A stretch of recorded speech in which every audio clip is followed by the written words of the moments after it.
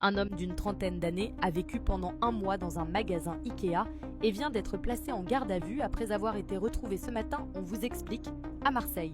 Pendant plus de 30 jours, il s'est glissé chaque soir dans les zones d'expo du magasin.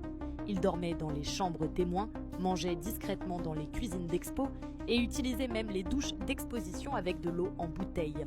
Le plus fou, il s'était fabriqué un emploi du temps parfait pour ne jamais croiser les agents de sécurité. Il changeait de pièce chaque nuit, utilisait un faux badge de technicien SAV et rangeait soigneusement ses affaires tous les matins dans une cachette derrière un dressing. Personne ne l'a repéré pendant un mois entier.